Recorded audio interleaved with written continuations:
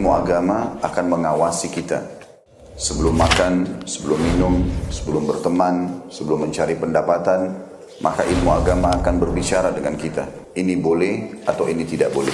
Oleh karena itu, ulama mengatakan kita lebih butuh terhadap ilmu agama ini daripada makanan pada saat sangat lapar, air pada saat sangat dahaga, dan juga tempat tidur pada saat kita sangat capek. Ghazwa TV, media dakwah masa kini.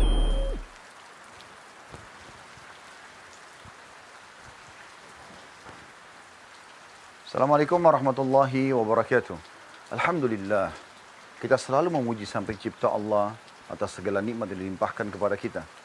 Kita yakin Dia mendengar kita karena Dia Maha mendengar. Dan kita disuruh berterima kasih dan bersyukur setelah itu.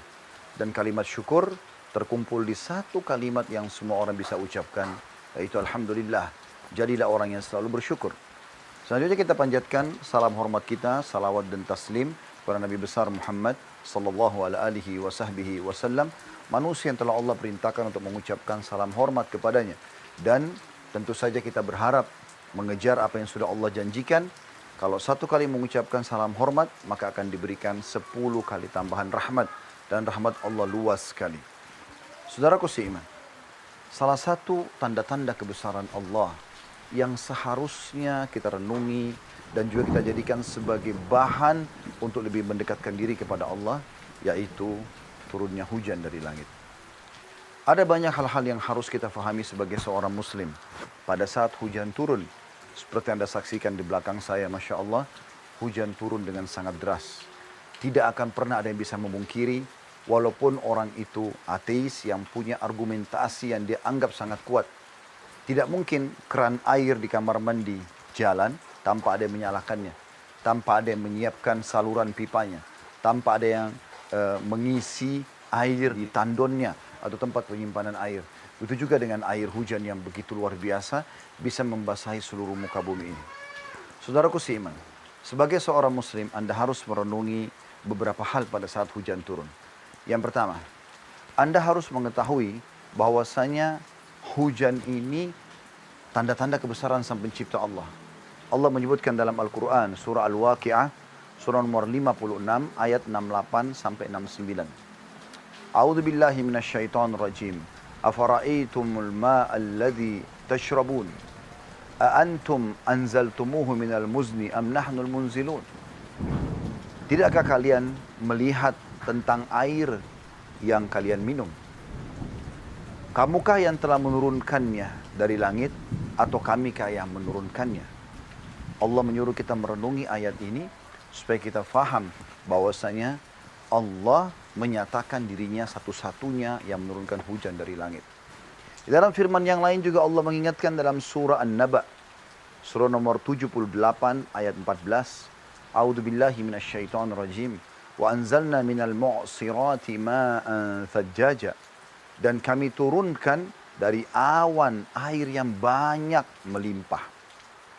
Juga Allah mengingatkan di dalam surah An-Nur, surah nomor 24 ayat 43. A'udzu billahi minasyaitonir rajim. Fataral wadqa yakhruju min khilalih. Dan kalian akan melihat hujan yang deras turun dari celah-celah awan yang mendung. Saudaraku seiman, Allah Subhanahu wa taala menghidupkan bumi ini yang gersang, yang tidak lagi ada tumbuh-tumbuhannya dengan air hujan. Bukan cuma itu, seluruh makhluk, manusia, jin, hewan-hewan, tumbuh-tumbuhan, semua bisa hidup dari air. Allah menyebutkan di dalam Al-Quran surah Fussilat, surah nomor 41, ayatnya ayat 39. A'udzu billahi minasyaitonir rajim. Wa min ayatihi annaka taral arda khashi'atan fa idza anzalna 'alaiha al-ma'a ihtazzat wa rabat innal ladzi ahyaha la muhyil mauta innahu 'ala kulli syai'in qadir. Dan di antara tanda-tanda kebesaran kami, maksudnya Allah Subhanahu wa taala, bahwasanya kamu melihat bumi itu kering dan gersang. Maka apabila kami turunkan air di atasnya, niscaya ia bergerak dan subur tanah itu. Sesungguhnya Tuhan yang menghidupkannya pasti dapat menghidupkan yang sudah mati. Sesungguhnya Dia Maha Kuasa atas segala sesuatunya. Ini hal mendasar pertama yang harus diperhatikan oleh setiap muslim agar mereka bisa merenungi dan mengenal Tuhannya Allah Subhanahu wa taala. Dan ini konsekuensi dari kalimat la ilaha illallah, la ma'budu bihaqqin illallah. Tidak ada Tuhan pencipta alam semesta ini. Langit dan semua yang ada di sana, bumi dan semua yang ada di dalamnya dan di atasnya, lautan yang ada di dalamnya, terjangkau tidak terjangkau oleh mata kita kecuali Allah. Dan Allah menunjukkan tanda-tanda kebesarannya salah satunya dengan hujan. Yang kedua saudaraku seiman, kita melihat perilaku Nabi SAW pada saat turun hujan. Beliau mencontohkan beberapa sikap. Sikap yang pertama adalah disebutkan di dalam sebuah riwayat Aisyah Ummul Mukminin berkata, karena Rasulullah SAW idza ra'a nashi'an fi ufuq min afaqis sama' taraka 'amalah wa in kana fi salah thumma aqbala 'alayhi fa in kashafahu Allahu hamidallah wa in matarat qala Allahumma sayyiban nafi'a.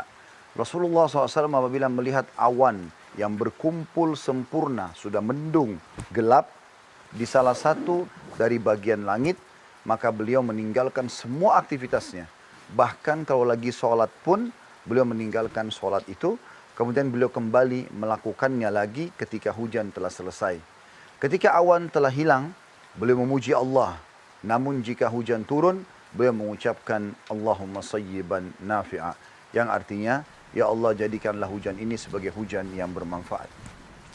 Juga Aisyah berkata, radhiyallahu anha, karena Nabi SAW idza ra'a makhilah fis sama' aqbala wa adbara wa dakhala wa kharaj wa taghayyara wajhuh.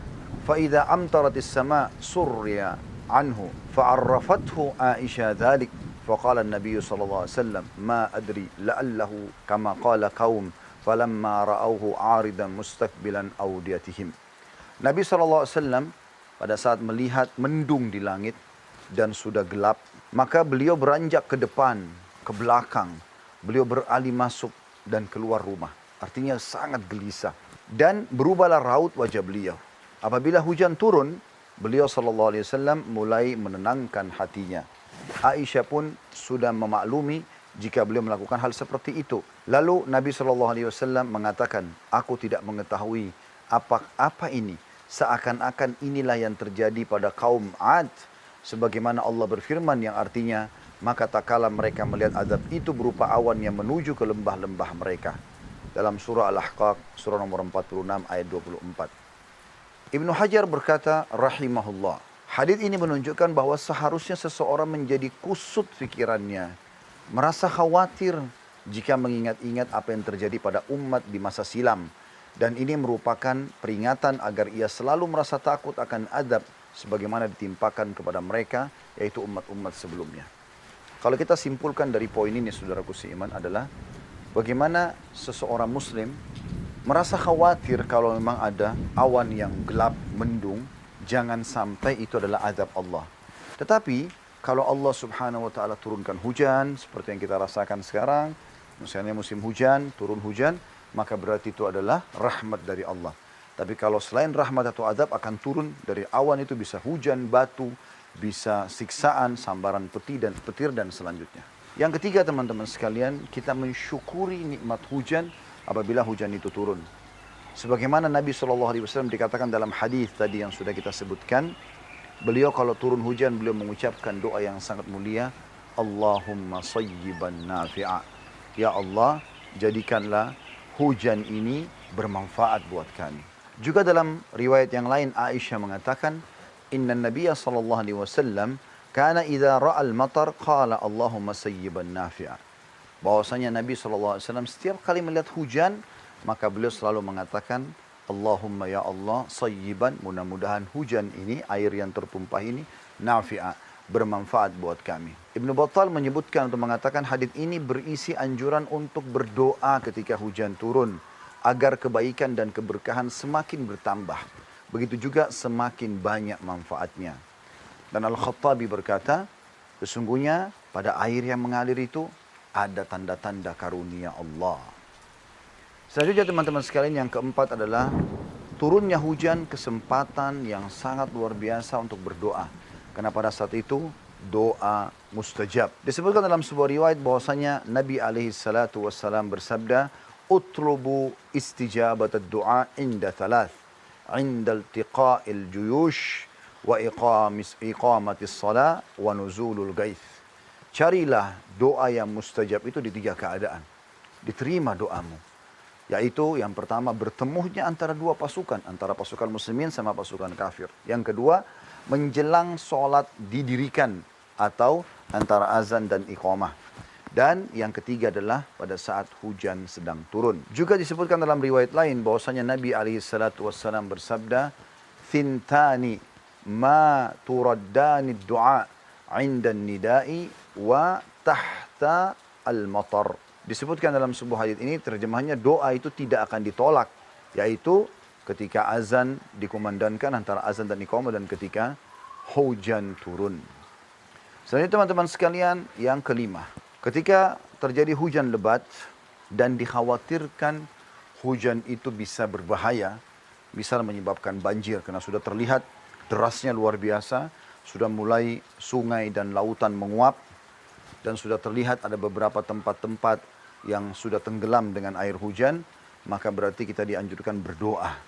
Disebutkan dalam sebuah hadis, doa yang lain tentunya. Kalau tadi kita berdoa atas karunia Allah, kalau hujan turun, gerimis, turun yang tidak sampai membuat banjir, kita gembira dengan itu.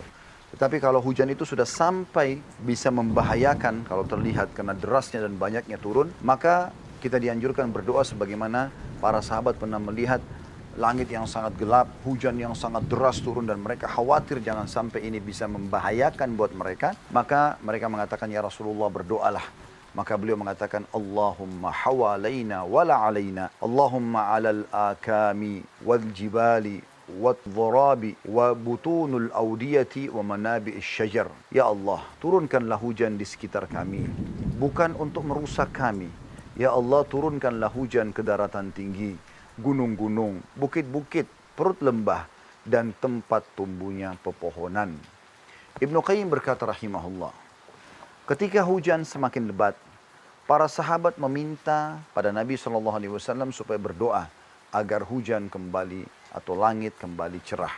Yang keenam, disunnahkan mengambil berkah dari air hujan. Disebutkan bahwasanya Rasulullah SAW dinukil oleh Anas bin Malik radhiyallahu anhu, seorang sahabat yang mulia. Beliau mengatakan, kami pernah kehujanan bersama Rasulullah SAW. Lalu Rasulullah SAW menyingkap sedikit bajunya hingga terguyur hujan. Kemudian kami mengatakan, wahai Rasulullah, mengapa engkau melakukan demikian?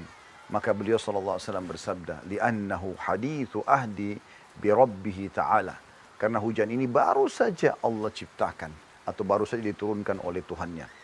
An-Nawawi rahimahullah berkata, makna hadis ini adalah hujan itu rahmat yang baru saja diturunkan oleh Allah. Dan rahmat kita atau karunia tertinggi yang Allah SWT siapkan untuk para hambanya. Dan Nabi SAW mengambil berkah dari hujan tersebut. Disebutkan dalam sebuah riwayat juga bahwasanya Abdullah bin Abbas radhiyallahu anhuma, beliau kalau turun hujan berkata sama orang yang ada di sekitar rumahnya, ya jariyah, akhriji sarji wa akhriji thiyabi wa yakul wa nazzalna minas sama'i ma'an mubaraka. Apabila hujan turun, maka Abdullah bin Abbas berkata kepada pembantunya, wahai jariyah, yang disilakan bagi pembantu wanita, keluarkanlah pelanaku dan bajuku, biar tertimpa hujan. Lalu beliau membacakan firman Allah Subhanahu wa taala yang artinya dalam surah Qaf, surah nomor 50 ayat 9, dan kami menurunkan dari langit air yang penuh dengan berkah. Selanjutnya yang ketujuh, saudaraku seiman, yang harusnya diperhatikan oleh seorang muslim, dianjurkan agar berwudu dengan air hujan itu. Dinukil dari Ibnu Qudamah rahimahullah, beliau mengatakan dianjurkan berwudu dengan air hujan apabila airnya mengalir dengan deras. Juga disebutkan dalam sebuah riwayat yang lain bahwasanya Nabi SAW pernah berkata, akhriju bina ila hadzal ladzi ja'alahu Allahu tahuran wa natatahhara bihi. Yang kedelapan, dan ini yang sangat penting, yaitu tidak boleh kita berkeyakinan kalau hujan ini turun atas kehendak selain Allah Subhanahu wa taala, karena itu termasuk syirik, bahkan bisa membawa pada kekufuran. Sebutkan dalam sebuah riwayat bahwasanya Nabi SAW selepas sholat subuh pernah berkata, telah turun wahyu kepadaku pada pagi ini di mana Allah berfirman hadis qudsi, asbaha min ibadi mu'minan bi wa kafirun asbaha min ibadi mu'minan bi wa kafir. Fa amma man qala mutirna bi fadlillahi wa rahmati fadzalika mu'minun bi wa kafirun bil kawkab. Wa amma man qala mutirna bi naw'in kadza wa kadza fadzalika kafirun bi mu'minun bil kawkab. Allah Subhanahu wa taala berfirman, telah tiba pada pagi hari hamba-hambaku yang beriman padaku dan yang kafir sekaligus. Kalau yang mengatakan hujan ini turun dengan karunia Allah, maka berarti dia beriman kepadaku dan kafir kepada bintang-bintang. Tapi kalau ada yang mengatakan bahwasanya hujan turun karena bintang ini atau bintang itu berarti dia telah beriman kepada bintang dan kufur kepadaku. Dan ini berarti menandakan ada ancaman yang sangat tegas dari Allah Subhanahu wa taala. Tidak boleh kita berkeyakinan hujan turun atau diturunkan selain oleh Allah Subhanahu wa taala. Semoga kita bisa mengambil manfaat dari apa yang kita bahas pada kesempatan ini, dan ini adalah hal-hal yang kurang lebih bisa kami simpulkan tentang apa yang harus dilakukan oleh seorang muslim pada saat hujan turun. Semoga bermanfaat. Subhanakallahumma bihamdika asyhadu an la ilaha illa anta astaghfiruka wa atubu ilaik. Assalamualaikum warahmatullahi wabarakatuh.